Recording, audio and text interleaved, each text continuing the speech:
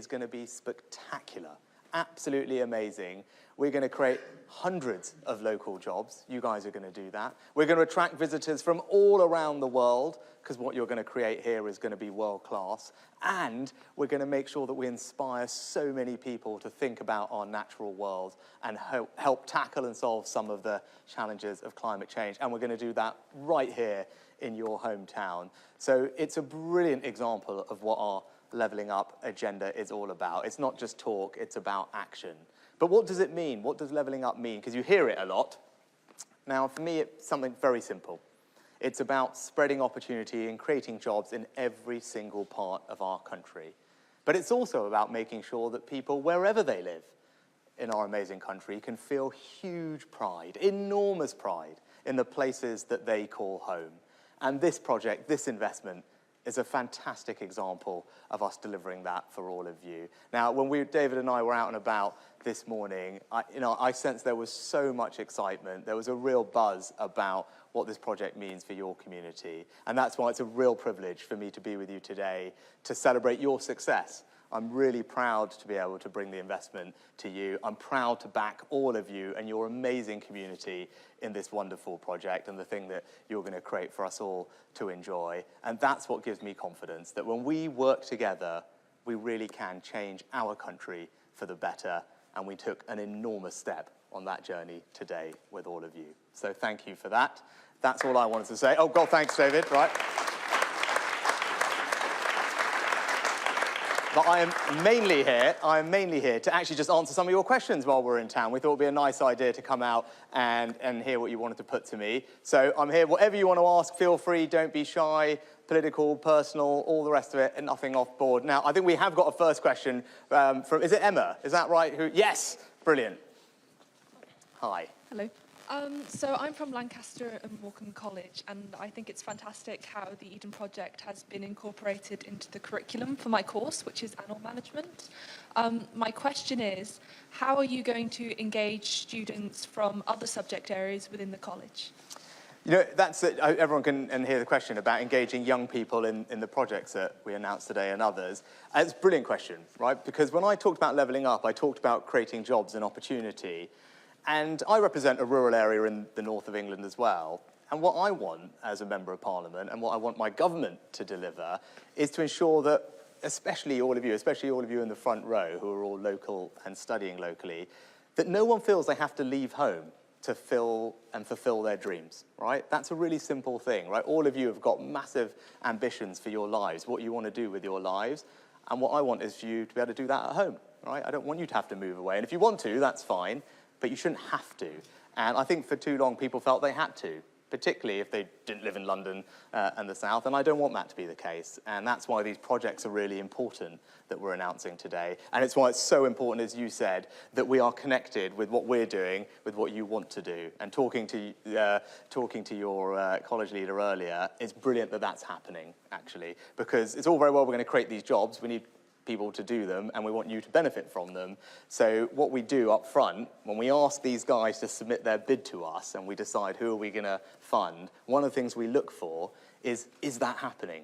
Are the local education establishments, whether they're colleges, whether they're universities, whether they're schools, have they been included in the bid? Are they talking to the council who are putting in the application? Have they thought about, actually, if they say they're going to create all these jobs for us, that they've figured out they've got the right courses for all of you to do to benefit from those jobs? And it's one of the things that we look at. And your guys, and he's nodding there because he deserves the praise, you did it brilliantly here. And when I was talking to some of you earlier, I can see that you're really pumped. But that's what it's about. It's about making sure that you can fulfill all your dreams, all your aspirations, and you don't have to leave home. And I really think because of this project here today, we're going to make a reality of that. And when I come back and visit it in a couple of years, you'll all be working on this site, and it's going to be superb. So best of luck with it. Right, okay, so let's go. Who's next? Yes, ma'am. Hey, Jennifer Cormack, Cumbria Local Enterprise Partnership. Fantastic news, thank you very much. My question to you today is just what impact do you think it will have on the visitor economy, both here in Morecambe and on the wider area, so the Cumbrian economy, over to the lakes? Do you think it'll increase dwell time for visitors to the area?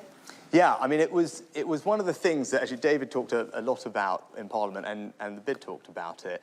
The exciting thing about what this is going to do here is it's not just a local attraction. right? What this is not even just a regional attraction. Quite frankly, it's not even a national attraction. It is a world-class attraction.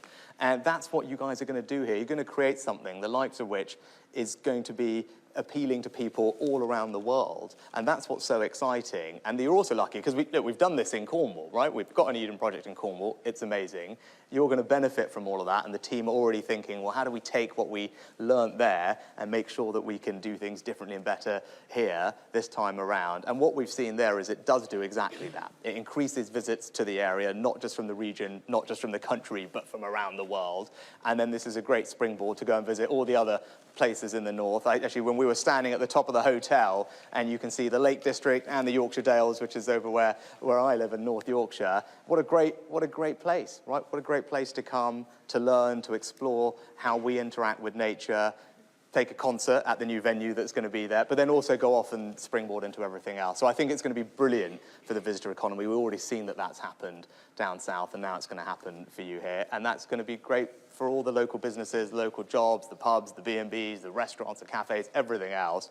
And that really drives the local economy. So that's our vision for what's going to happen. Good. Right. Okay.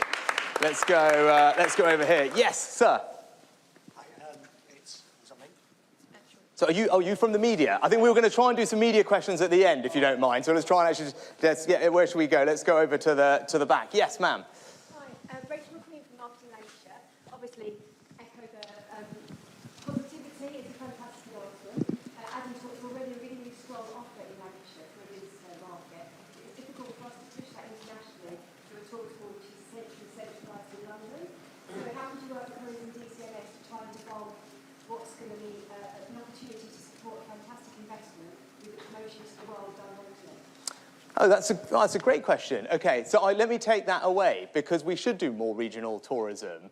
And I have to be careful in your presence, but I'm obviously very proud of the Yorkshire brand that I benefit from, and I try and champion around the world. But that's right. I mean, like if we're trying to appeal to people around the world, actually, yes, of course they should come visit the UK overall. But actually, we can put a pitch together to come and visit, whether it's Lancashire, whether it's Yorkshire, whether it's the North, and DCMS should do a good job of that. So let me take that away and make sure that we can find out how to do that. But I think, to be honest, when you do that, having a signature attraction like this is probably really important to making it a success, right? Because someone could want to come to the UK just because of this project at the end of the day, right? So we've got to use that so it can benefit the entire region here, and we should think about how to do that intelligently with our tourism money and how we structure all the tourism agencies. But I'll say that's a great idea. I'll take that away.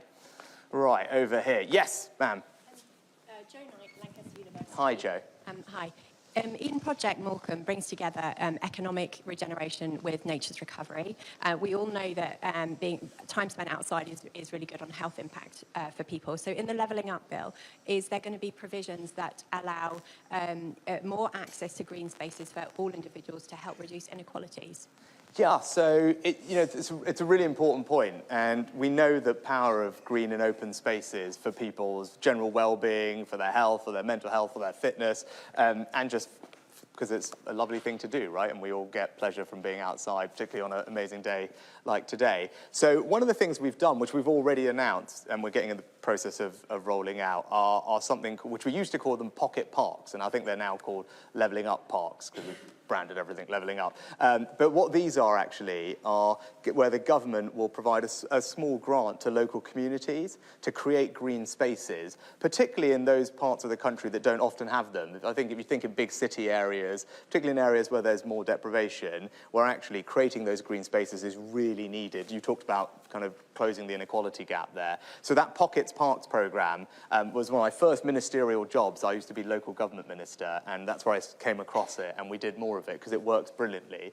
And it works brilliantly when it's working together with local communities, actually, because they want to, largely, people are happy to pitch in, right? There's a patch in their part of town that they think they can do something more special with, engage school children, engage people who are retired, and they do it really well, and now you can get government funding to help you do those types of projects. So, it's small scale, but I often think these small scale things that make a real difference to a community that you can do relatively quickly are the things that make the most difference, actually, in how we feel about life and close some of the inequalities that you talked about. So have a look at that online, and the next time we do one of those, you should, if you've got an idea, email it in and see if we can help.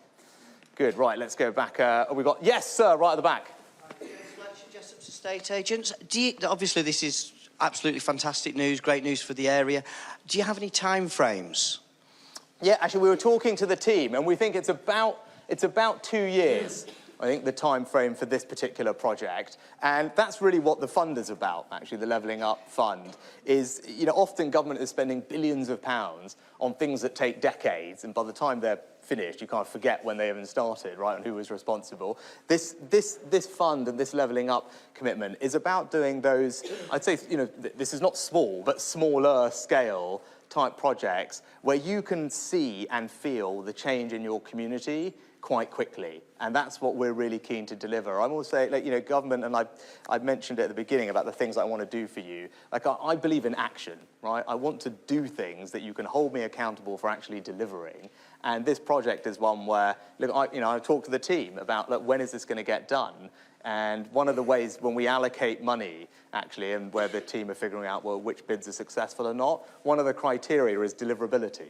It's like, actually, are the team all connected together? Have they talked to the private sector as well? And it's not just councils that are doing it. Have they figured out how they can deliver this thing and do it relatively quickly and well? That's actually how we score the bids. So it's key. In about 2 years, I mean, the team here locally will probably be able to give you a more specific answer, but that's the rough type of time frame. And that's pretty similar with all the fun things that we're trying to fund over the course of today. Good, right. Yes? I'm Hannah James. Hi, Hannah. From Lancaster and Morecambe College, and I'm wanting to know what job opportunities there'll be from the Eden project for students like us, or just the public who are wanting to seek a job. Yeah, so there's going to be different types of jobs at different phases. So what there are going to be in the early phase are lots of construction jobs, actually. And as you build the project, there'll be hundreds of construction jobs that are needed. And actually, Michael Gove, who was with me earlier, was visiting some of your colleagues who are studying. So that's going to be great. I think one of them said to him, I don't know if that person is here. I think one of them said, I did this construction apprenticeship, or I made the decision to do it, and now after today, I think it's the best decision I ever made. I don't know if that person's here, but that works well. And then obviously after it's built, then I'm not the expert, but the project team will be able to tell you as well. But as some of us were talking before, there'll be lots of jobs actually involved in conservation. If you think about what the Eden Project is, it's a world-class attraction that talks about our relationship with nature. And because of that, and actually because of the research and some of the discovery that will be going on there, there'll be some really exciting opportunities in the natural world, which, so they won't be available in many other parts of the country. So I think that's really, really special. And then there'll, of course, be all the hospitality jobs, right? When you think, at the end of the day, we talked about it right at the beginning, like this visitor attraction, visitor economy, all the people who have to do marketing, finance, accounts, right? All of that stuff. So I think, all sorts of things, which is going to be great for all of you and everyone else in the area, I hope. Right, who have we got? Yes, ma'am. Thank you. Caroline Jackson, I'm the leader of the City Council here. So this is an absolutely fantastic day. Don't think I can think of a better one for ever, and looking forward, it's going to change Morecambe. We are so happy to be here, and it's a great relief. Thank you for finally actually saying it. But what I'd say to you is this incredible energy, enthusiasm, ingenuity, fantastic collaboration that's gone across the sectors. We've got our MP here working with the council, county council, we've got all this to offer. How are you going to pick this up? Because Levelling Up comes once. But how's this immense possibility for this area and across the northwest and where you are, how's the north going to be picked up and help to really contribute to the future of our nation, the health and the wealth? Because we know you've got Levelling Up there because we've been left behind. And how are you going to get that rolling onwards? Because that's what we want to do. Yeah, no, Karen, well, hey, thank you for what you said, which was lovely. And I'm so glad that you feel excited about it today, because I think it really is a day to celebrate. And you asked how are we doing it. I think, we do it but by actually just getting on and delivering it. is, to be honest, right? We can't just talk about trying to close some of the gaps or change some of the things that happened in the past. We've just got to actually do it in practice, which is what today is a great example of. And we're doing this across the region, and there's projects everywhere that are probably having a similar day to you guys today. But I think the other thing we need to change, because that's all good and well, right? We can stand up and we can announce money in a project in a particular place. But I think we've just got also to change people's perception and change their mindsets and give people the sense that actually, for the first time, people talked about this in the past, but now someone's doing something about it. And that's what I'm trying to do. And that won't happen overnight, of course. Change doesn't happen overnight. But I really feel when I'm doing my visits across the north now that people do feel that something has changed. And you take an area near me, Teesside, which is a great example, which I know well because it's close to where I live, right? That's an area which over the past several years, if you rewind several years, a steel plant closed in Teesside. Thousands of people lost their jobs. And you might, at that point, think, gosh, what's the future of our region like? What does that mean for us? Fast forward, not that many years, actually just brimming with optimism and excitement, partly because of some of the things the government has done. We've created a new free port there. They've got funding from the infrastructure bank. Like you, they've received funding for their town centres and high streets and things like that. The Treasury, when I was Chancellor, we put a Treasury campus in Darlington. That's fine. We've done our bit. But actually, people in the region have taken that and have been brilliant, and are now just, as I said, they're brimming with ingenuity and pride in their area, that it's going places, that new jobs are being created, and I think that's a kind of positive cycle. So once we do one or two things, and people think, okay, change is starting to happen, it just builds on itself, and that you get a virtuous circle then of positivity and momentum to do new and better things. And I just want everywhere to go through that process. And hopefully, there were already so many good things going on here, but a project like this now can kickstart a new sense of forward progress right here, right? So everyone can feel confident about the future, and I can see people nodding, which is great. And then this will spur other people to think about other things. And I think if we can replicate that in lots of places, we'll be able to make the change. But I'm determined to deliver it, and I really think that actually today and what we've done previously is making a really good stab at it, and you'll see lots more from us over the next couple of years too. Right, yes, sir. John Mason. Hi, John. Hi. How secure is the additional funding to complete this project in the 2-year time frame? So the funding from government is completely and utterly secure. Now, the project team are in the process of securing the other bits that they need from different sources, and some of that will come from the private sector, some of it may well come from pension funds and other investors, but I think one of the big pictures, which we've always thought about this project and what the team have always said is, look, if the government comes and shows its commitment, then actually that will unlock private sector capital. And I think that's really important because a project like this needs to be able to attract capital from other sources as well if we think it's really going to work and be successful. But I think, I feel confident about that. The team feel confident about that as well. And we've done, I think, we made a very significant statement today with what we've done. And I think, as you say, those conversations now will be far easier with all the other providers of capital. Yes, ma'am. Hi there, I'm Sue and I work in a local charity. I work in the hospice. So we're constantly looking for funding. So today was a great day. I was so pleased to hear the announcement, but a little inkling of worry about the funding. It's a continuation of that theme. And this morning it was like the stars aligned on the news, wasn't it? Because we hear that the King wants to give the money from the wind farm that's just out there in Morecambe Bay. And I just suddenly thought maybe that was an option.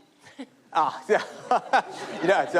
I haven't spoken to him about that bit yet. So, no, I haven't seen the details of what's going on, but there's a mechanism in place for some of the Crown Estate things. But I think, look, you should feel confident because this is such an exciting project. And now that the government has come in and put a huge commitment behind it, I think you'll see actually lots of other sources of capital unlock, and other people will want to be part of it as well. But thank you for what you're doing at the hospice, which is obviously amazing work. Actually, I was just in Northern Ireland recently visiting their hospice there, and you and your colleagues who work in places like that just do something that's very special and very demanding, but the people you help are enormously grateful, and we're very lucky to have you do it.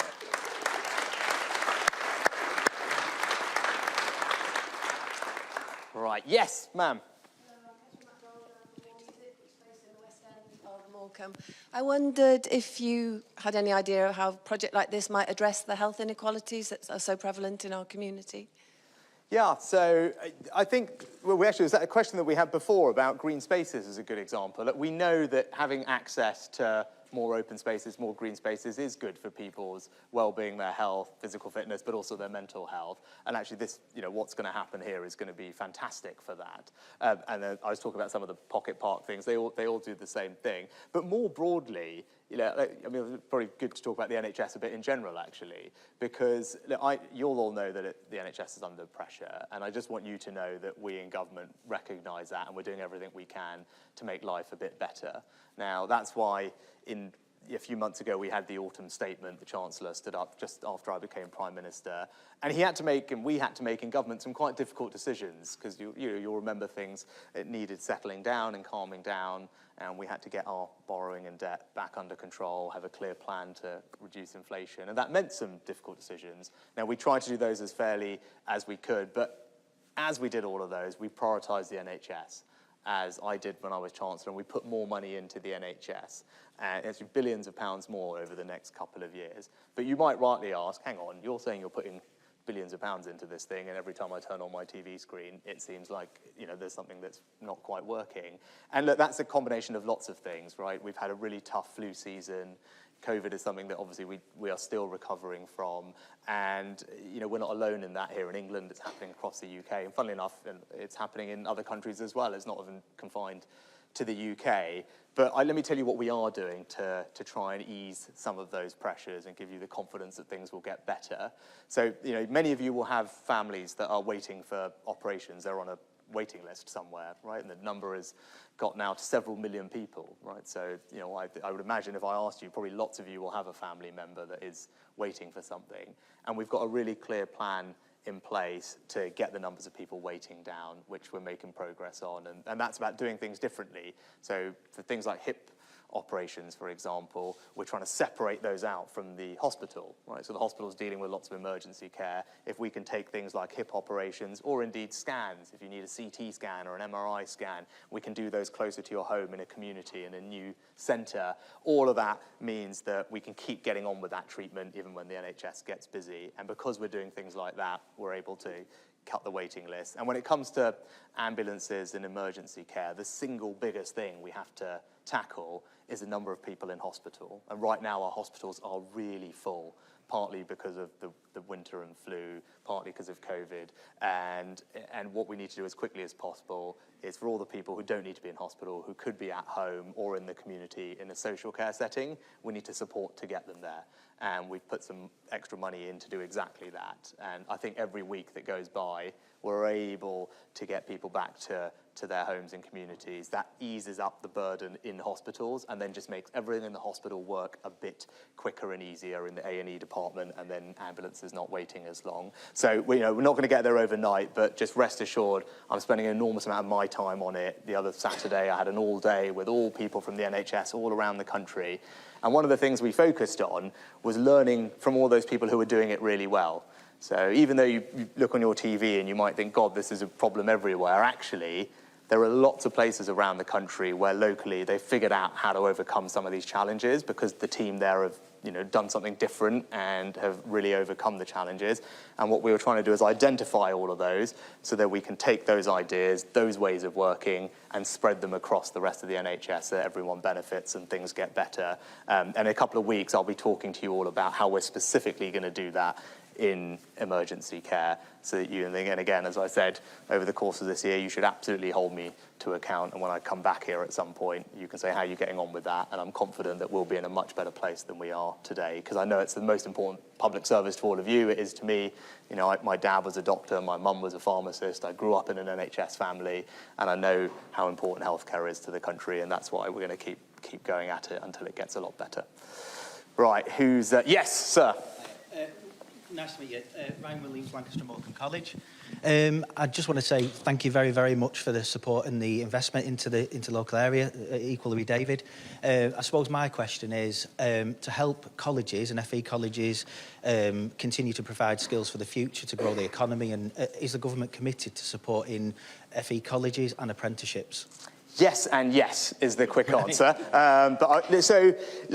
One of my views is that in the past we spent a lot of time talking about university, and that's great, but we need to spend as much, if not more, time talking about all the other ways that people can get the qualifications that they need. And that's something that I firmly believe. And what we're doing is kind of reorienting the funding and our attention to some of those other things, whether it's FE colleges or apprenticeships. So, what actually we have in place are incentives for small businesses to take on apprentices. You go and have a look at those online if any of you are interested in taking on an apprentice. There's some government support for you to do that. FE colleges are getting more funding, and they're also, the other thing we're doing is trying to improve the quality of the actual colleges themselves, which were, hadn't got money for kind of repair and maintenance for a long time. So we're in the process of improving the quality of them, which is nice. So when, you guys will show up to study, actually the environment is a nicer place to study. And then the other thing we're doing, which is a bit more radical, is we're totally changing how the student finance system works, right? So, when you go to university now, you get this government-provided loan. It's, everyone can have it. You don't have to pay it back for a long time. It comes on relatively preferential terms, even though I know people don't always think that. But what I want to do, and what the government is doing, is changing that. So it's not just there for you if you're 18 and going to do a 3-year university degree. If you're 25, if you're 35, if you're 45, and you think, hang on, I actually want to go and pick up a qualification, right? Maybe it's a level 4 qualification in cloud computing. Maybe it's a level 4 qualification or level 3 in veterinary nursing, as we were talking about before, and you decide that later on in your life, you should still have access to that type of funding. And we're changing the system over the next couple of years, so then people will be able to do that. Because the way the economy works is changing, right? And people will change jobs more often. And what I want to make sure is that for anyone who's prepared to work hard, if they want to go and get some new skills so they can get a better job or a new job, earn more money, provide more for their family, I want the government to have their back. Right? Those, all of you are working hard, and when you want to go and do something more for your family, I want to be right behind you. And that's why reorienting the finance system so it does that for those people is really important to me. And that's how we're going to make sure we build a vibrant economy as well, because if we need people to be in the right jobs, doing the right things, and that's constantly changing. But it's an important thing for us to deliver. Right, we got a couple. I don't feel that you have to ask questions just about Eden Project as well. If there's anything else on your mind, feel free to punch it in, and then we'll wrap up in a bit. Yes, sir. My name's Mark. I'm the chairman of Bay Tourism Association. Again, I want to thank you for today's investment. I think you've realised the dreams of thousands of local people today. Fantastic world beating attraction, but the importance of having an attraction like this is also the public transport infrastructure that goes alongside that. People can't visit the north of England if there's no efficient transport system. I just wondered what the government plans are for that going forward. And, Yeah, so there's lots of different things we're doing in transport, and they're all slightly different, right? So one is we just got to connect up all the places across the country, and one of the big ways we've talked about doing that is High Speed 2, HS2, right, which is going all the way from London up north. The other thing is we need to connect up across the north, right? And I know this because I live on the other side of Pennines, and I know when I was where I am over in North Allerton in North Yorkshire, getting up and down to London is actually great, right? Relatively quick train works. We're trying to go, over to Manchester is much trickier. Right, like that, and that journey time takes far longer. It's far less reliable than when I'm going north-south. And I think one of the big challenges, and I'm sure I can see lots of people nodding, like one of the things that you know because you live here, trying to get across the north is not as easy as it should be. So what we announced was an enormous sounding number last year. It was at £96 billion. It's kind of hard to even know what to do with that number, but it represents the largest investment in rail across the Midlands and the north that this country's ever seen. Now that's what I was talking about at the beginning, the things that cost billions and take decades, right? That's not going to happen overnight, but it is big and it's significant. And almost any journey time that you look at, you'll see that it's going to shrink, whether it's east-west across the north, across the Midlands, up and down, north-south. So that's helpful. But then we also are trying to do more local transportation, which is actually the thing that people like you ask me about. It's what about in my area, it just needs to be easier to get around.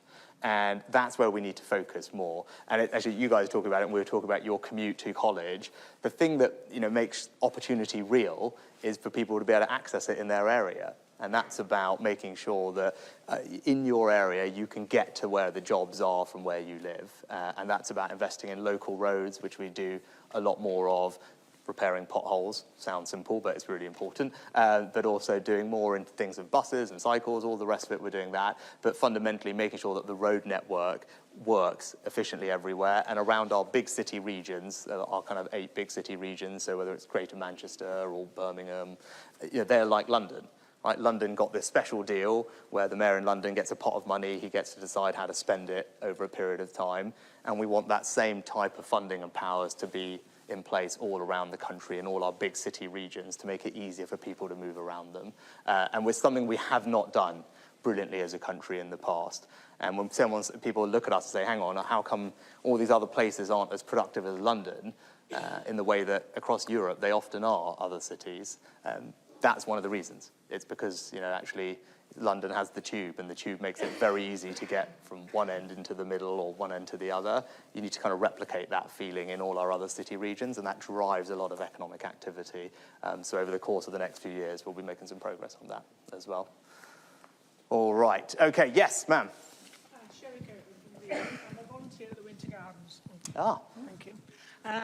We have a fabulous bunch of ladies and gentlemen working there, and we've had some fantastic figures for tourists this year. And on a selfish point, we're hoping that, Eden will provide us with a lot more. The thing is, I was born in Morecambe, so I know the heyday, which was brilliant. Thoroughly enjoyed it, lots to do, and then the bad times with not lots to do. And we're just on a sort of smaller investment ideas for local people to get the money to up their business. We've already seen over the past few years that there's been new cafes, new wine bars, hotel expansions. This was well before they knew about the Eden. So hopefully we're going to get a lot more. Yeah. And are they going to be guaranteed some sort of money to do this? We've a lot of empty spaces, a lot of empty shops. And we need them filling, which we're hoping they will do. And I'm sure they will. It does seem a bit churlish when you've just given us 50 million. That's all right. If you can just... I'm used to it. Can we have a bit more? Please, basically. I know that we would appreciate it, very much, because we need the money. Yeah, no, that's right. There's no harm in asking. So, look, can we do everything? Of course we can't do everything, right? I'd love to do everything. We can't. That's why, as you can see, actually, and we can talk about it if you want, we're having some not easy conversations with unions about what's affordable when it comes to pay, right? Unfortunately, government has a budget like all of you in your homes and your businesses, and we have to make those decisions, and they're not easy. But what I totally agree with you, though, is about having really vibrant high streets and town centres. And all those businesses that you talked about, the pubs, the cafes, the restaurants, that's what gives a high street the vibrancy and the small shops. And I'll tell you what we are doing, because we are doing a few things that will help with that. One is, if you talk to, and I'm sure we have some of those businesses here and you'll know them, the number one tax that they all hate is business rates, right? It's business rates is the thing for those shops and those cafes. I can see some of you nodding, which is good. And so what we've announced over the last year, and the Chancellor announced for next year, is a big tax cut on business rates. So if you're a small shop, restaurant, cafe, you will get a 75% discount on your business rates bill next year, right? So starting in April. So that's really big, it's really generous, it's worth thousands of pounds to a typical pub, and that will really help. The other thing we need to do is, actually, it's a bit techie, but it's important, right? You guys are all changing how you shop, right? All of us are, right? We're doing more online, and that has an impact on high streets. So we need to make sure that our high streets adapt and evolve. And that means changing the planning laws, which is what we've done.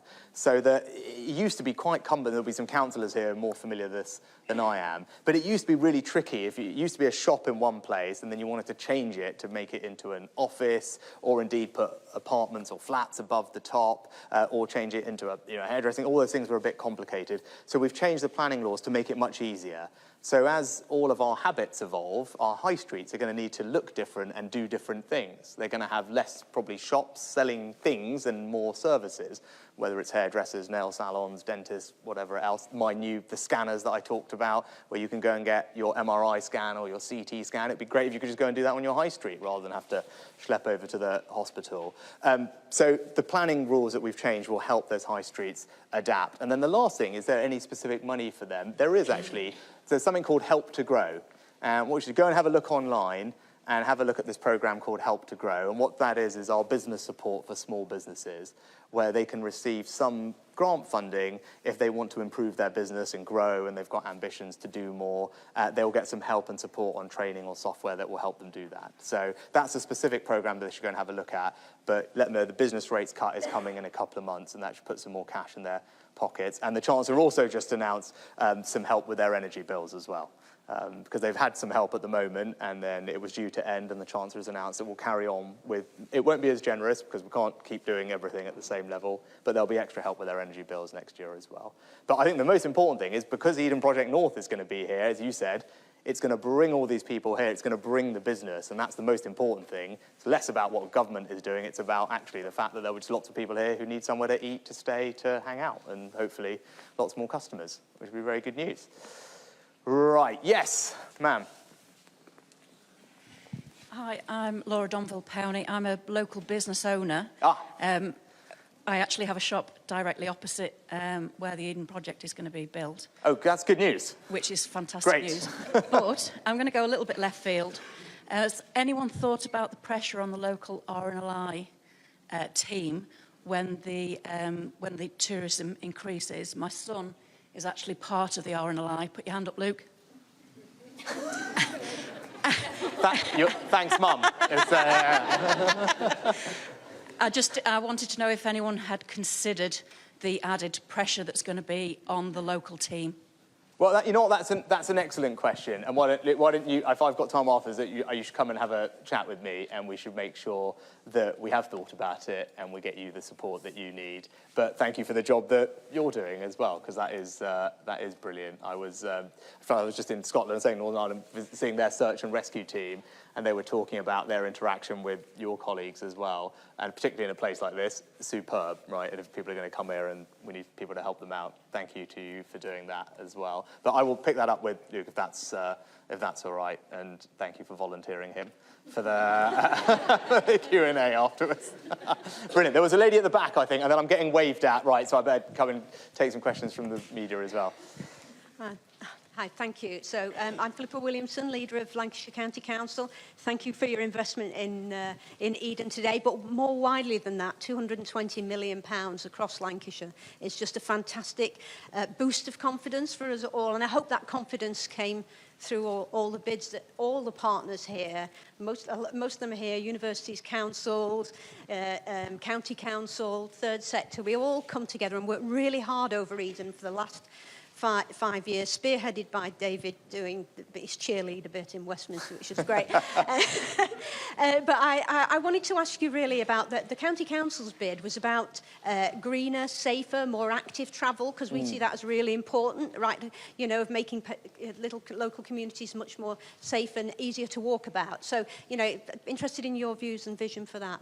Yes. So, you know, when we were talking to the question earlier about transport, that's the local bit that I was talking about. And it's, you know, actually whether it's, you know, buses where we're doing more of, but also, as you said, active travel, and some of the schemes that we've supported today are about that. Funnily enough, actually, one of the ones in my own constituency has an active travel component to it, because that is important. And you had a couple of questions about how does health connect with all of this. I think, you know, where people can, if they want to be out and about doing that, gets them from A to B, but also good for their health and physical fitness. So it's very much part of the plans, and as you've seen, some of the projects today specifically have benefited from active travel investment.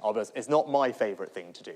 I'm not big on the whole cycling thing, but that's a personal thing. But we do need to make sure that we do have it for those people who want it, which is why we're doing some of it today. But thank you. Right, okay, we better take some questions from you. Is that all right, time-wise? Okay, Anushka, you're a veteran of these things. Go on, why don't you kick us off? Thank you, Anushka Astana, ITV News. Prime Minister, you're obviously giving money to Morecambe today, but you're also giving £19 million to reopen a castle in Canterbury, while Bradford and South Tyneside have got nothing. Is this what Levelling Up looks like now? And as part of that, can I ask you about the makeup of your cabinet, because it does have quite a heavy bias to the south. In fact, you have more cabinet members representing seats in Surrey than the whole of the north of England. Is that why Levelling Up is now a little more focused on the south? Well, I'd say a couple of things, Anushka. I think, look, if you look at the funding that we've announced today in the Levelling Up Fund, it's where all of you guys as well should hear this, right? So we have these Levelling Up funds. This is the thing that we're announcing today. And then the best way to think about it, well, how is each region getting its share of this money, and does it seem reasonable? The best way to think about it is kind of to compare the money each region is getting with the number of people that it has, right? Because obviously some regions have got fewer people than others. And if you look at it on that way, so you say how many pounds of investment per person in the region, what you find is that the Northwest is the top region. So the amount of money per person living there, who came top? Northwest. Who came second? Northeast.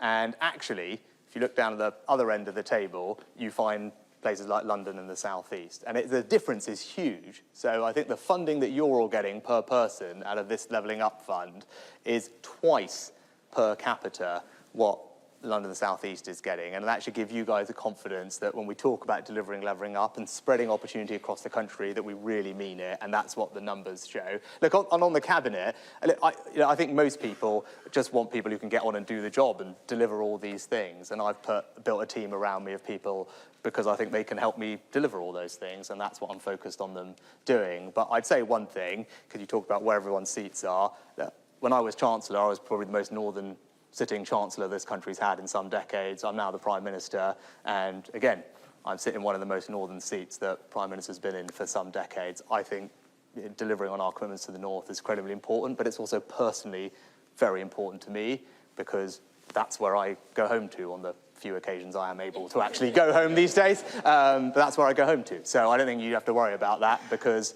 for the rest of the cabinet, the Prime Minister is someone who sits in one of the most northern constituencies in England. I'm on that train, and I was talking about getting across and getting up and down. I live it, I breathe it, my constituents live it and breathe it, and if I don't deliver on it, it's hard for me to go home at the weekends as well. So I think that people should have confidence that I can crack on and do that. Right, next, have we got someone from BBC? Ben, hi. Thank you, Prime Minister. Ben Wright from the BBC. Morecambe is one of today's winners, but people across the north of England and Midlands can see Levelling Up money being shoveled into London and the South East. Given, too, the fact that local government spending has been deeply cut since your party took power, isn't there a big gap between your rhetoric on this and the reality? And has the phrase itself become almost meaningless? No, I mean, Ben, I think the same answer that I just gave to Anushka. Like, those are the numbers, right? I mean, literally, if you look at the funding, look at where it's going, where's the place that's getting the most per person? The Northwest. Where's the region with the second? The Northeast. Where's the region getting the least? London and the southeast, right? That's what the numbers say, right? Of course, there are always going to be places that miss out, right? Like I wish we could say yes to everybody, right? My life would be, gosh, enormously easy if I could do that. But unfortunately, we can't. There's always going to be people who feel upset about that. But what I'd say is that there's another round of this fund. And actually, some of the people who benefited this time around, didn't the first time around, and then they improved their bids or tweaked things, I think. And that's so people should realise that this is not the end of this. We've got another round of this. We've had one already.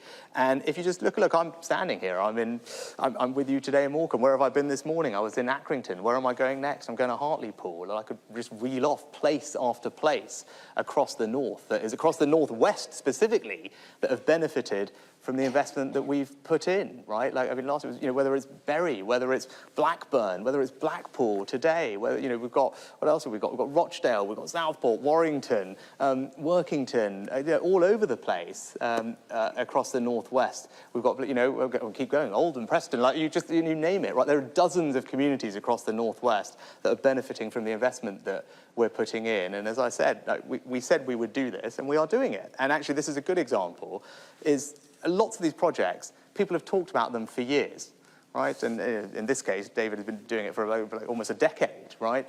People have been talking about these things for years, but this government is actually delivering the things that people have been talking about for a long time. And I think that's how we start to change people's views about what's going on, and actually people can feel positive about the future.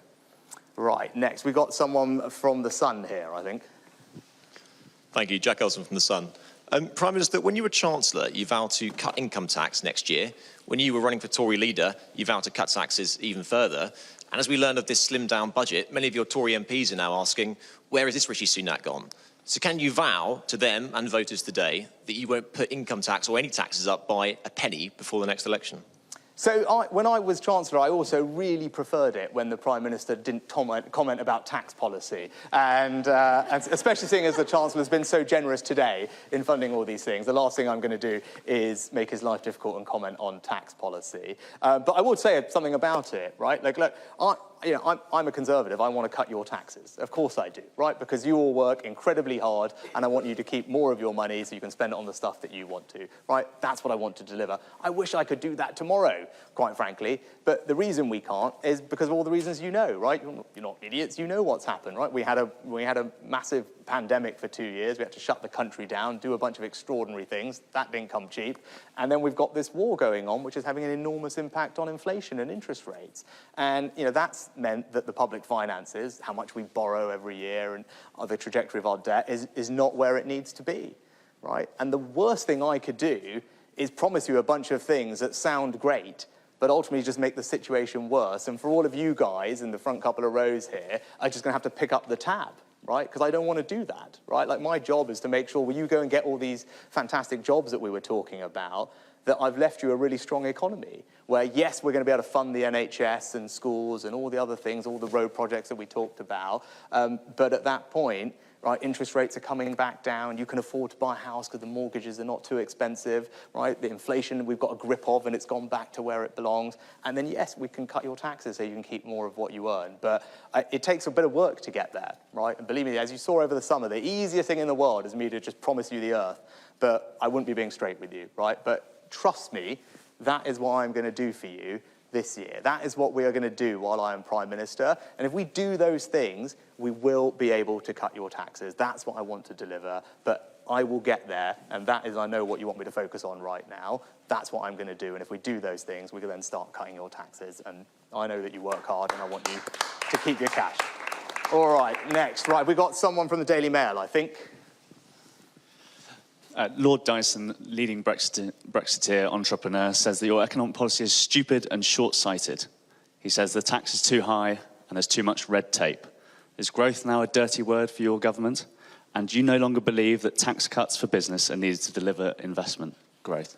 Right. Well, when it comes to growth, it's right there, right? It's number two. It's what we're talking about today. Of course, growing the economy is really important, right? But what does it actually mean in practice? Because it's a kind of an economic word. What does it mean? It means more jobs that pay well, right? That is the simplest way for everyone here to think about it. I think that's how everyone thinks about it, is making sure you guys all have great jobs to go to, making sure those jobs pay really well, right? And, what about cutting taxes for businesses? We are cutting some taxes for businesses. I was saying to the lady earlier, for all those high street shops, for those restaurants, for those cafes, those small businesses, which are so important to our local communities like yours, we are cutting their business rates, actually. We're cutting it now, we're cutting it again, starting in the spring to help them. We're also cutting other taxes for businesses that are investing. So any of you that run small businesses, you're going to benefit from something called the annual investment allowance, which, what does that mean? It means that whenever you invest in expanding your business, buying some new machinery, plant or equipment, you can write the entire thing off against your tax bill, right? That is a very generous thing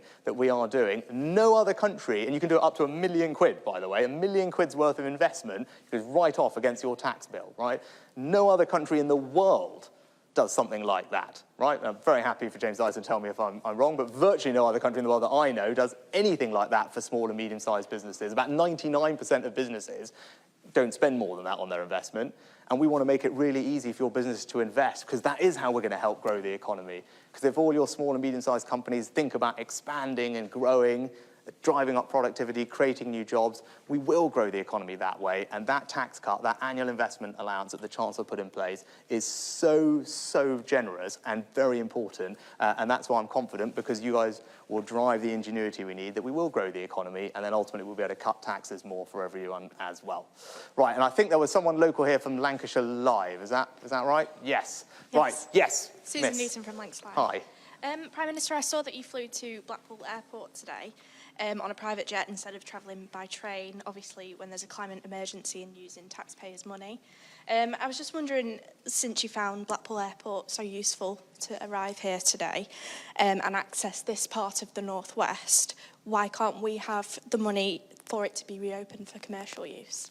Right, so, I travel around so I can do lots of things in one day. I'm not travelling around just for my own enjoyment, although this is very enjoyable, of course, right? I'm travelling around so I can talk to people in Accrington this morning, then I can talk to you, and then I'm going to get over to Hartlepool, because I'm working on all of your behalf, right? And trust me, I'm working as hard as I can to deliver for you, and I travel to make myself as effective as possible on all of your behalf. And you talk about investing in Blackpool, right? What have we done? We actually just announced today £40 million of investment in Blackpool, right? They're getting, I think, actually you talked about climate change. I think what they're getting in Blackpool, from memory, but someone will correct me, I think they're getting a new university campus that is focused on net zero, right? So someone should correct me if I'm wrong, but so I think that's what actually today's announcement in Blackpool is about. It's £40 million for a net zero campus to help us solve the challenges of climate change in Blackpool, and that comes on top of, actually, Blackpool already received £40 million in something called the Towns Fund, which was a kind of previous iteration of what we're doing today, because Blackpool obviously is a place where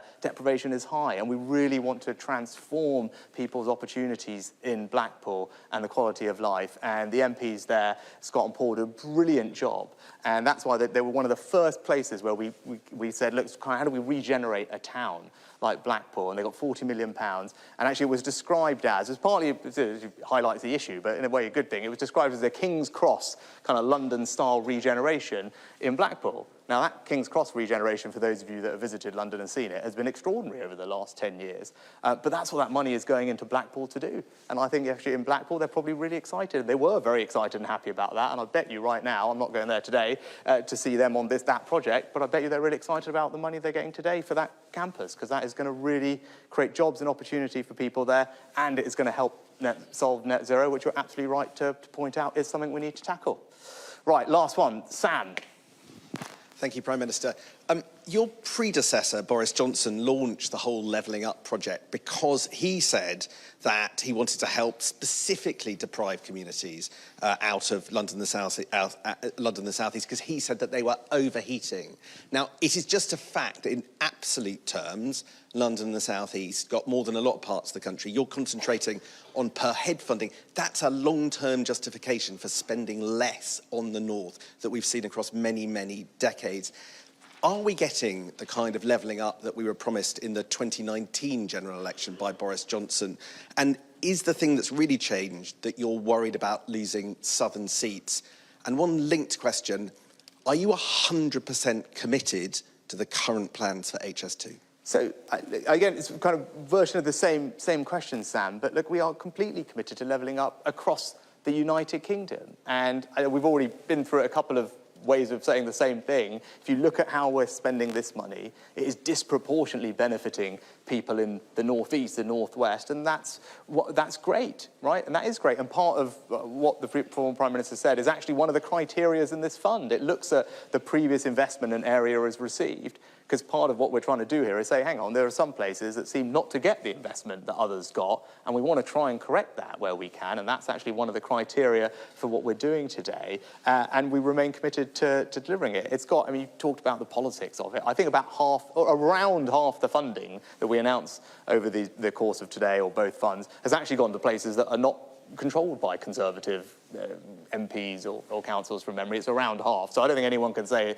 it's being done on that basis. There's a completely objective, transparent criteria. It's all online. It talks about the things that I talked about with all of you before. We look at a project and say, can it be delivered? Who had the question about how long it's going to take, right? Or we like to say, hang on, no point doing stuff that can't work, right? Can it be delivered, this project? Is it a good fit for the local area?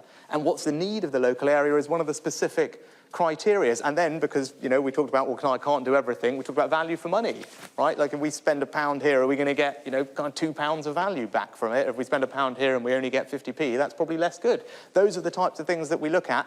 This is ultimately, I'm spending all this money on your behalf. Those are all the things that you probably want me to look at to make sure that we're putting it in the right places. So that's how we've gone about it, and I'm really confident that it will make a big difference. But look, I'm being heavily waved at, so I'm just going to say, hang on, I'm just, Sam, thank you. I'm just going to say to all of you, thank you hugely for having me today. It's been such a pleasure to spend some time with a small group of you this morning when we looked at the project, which is genuinely inspiring. I mean, I've heard David talk about it ad nauseam for several years, but actually to come here and be with you, to see the unbelievable excitement and passion that you all have for it, and to know that you're going to create something very special that the entire country is going to be proud of. It's been a great privilege for me. So thanks for your time, and really go and enjoy today, because it's a good day for you. Thank you. Rishi Sunak there speaking up in Morecambe in Lancashire about this new Eden project, being questioned by journalists at the end there, but also lots and lots of questions from those in the area who've got a stake in it. Lots to discuss. Joining us to react with what the Prime Minister had to say is Clive Betts. Clive is the chairman of, he's Labour MP for South Sheffield East and chair of the Levellingup Housing Communities and Select Committee, and also Henry Murison, who is chief executive of the Northern Powerhouse Partnership, which aims to transform the northern economy. Good to talk to you both. Clive Betts, to you first of all, as a local MP up there, do you feel that the money is going to the right places? No, I mean, I think the money is being distributed in the wrong way as well. That's the fundamental problem, not arguing between one project and another. I said in the Commons today, and this is on behalf of the Select Committee, what we're doing really is going through a pretense that bits of pots of money are going to make any difference at all, however they're distributed. I think we counted about 300 pots of money that local councils now have to bid for. There's no indication that government joins up these bids, no overall strategy. What should be happening now is that all government departments should be looking at the totality of their spending and how the billions of money which they spend, not the few millions announced today, can best be spent to improve the circumstances, the productivity, the services of people in the most deprived communities. There's no indication at all that's happening. The Secretary of State's indicated he wants it to happen, but there's no indication that's happening. And these bits of money, these individual pots, are not going to fundamentally change the situation. OK, well let's talk to Henry Murison. And Henry, I suspect that you may be slightly echoing that in terms of how the money is distributed and the amount it actually costs for local councils to bid for this money. Yes, and I think the estimate that's been come up with is it's cost at least £27 million just for the bidding. And so the reality is that for those places that didn't win this time or last, for instance, Kingston upon Hull, South Tyneside. South Tyneside is one of the most deprived authorities based on employment anywhere in the country. Those council taxpayers are worse off